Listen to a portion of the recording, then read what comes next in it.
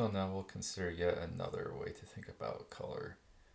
So we come down to calibration here. So calibration differs from the color mixer or the color grading that we just discussed, in that the calibration affects all of the pixels in the image instead of a specific color or specific range of lighting of the shadows, the midtones, or the brights. Instead, this affects every pixel in the image, much similar to how we were editing the basic tint in the color temperature there. So we come back down here to calibration, and we find that if we want to just change the shadows of the tint of the shadows in the image, and obviously this is affecting every pixel, not just the shadows. You can see as I make the image the tint more green or more purple, it's affecting all of the pixels, but more strongly as on the dark pixels, the darker pixels you can see here.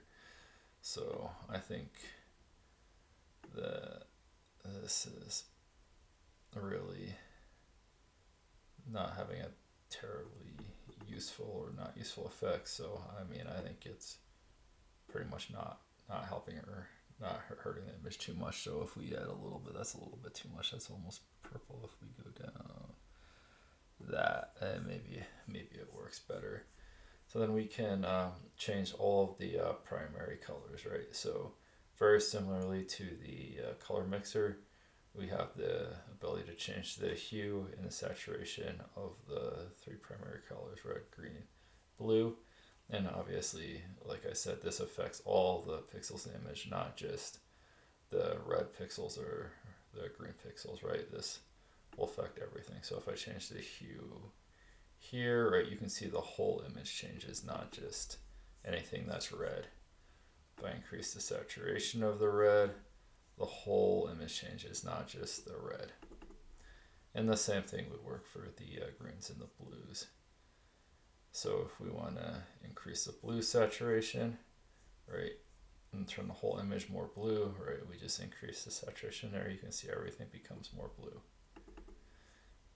Yeah, so if we want to just change the blues here, well, we really can turn it purple, or we can turn it more to an aqua.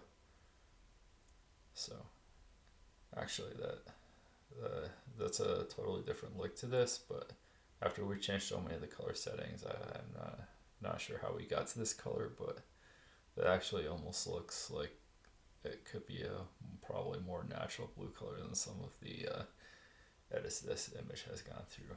So yeah, that's basically how the calibration works.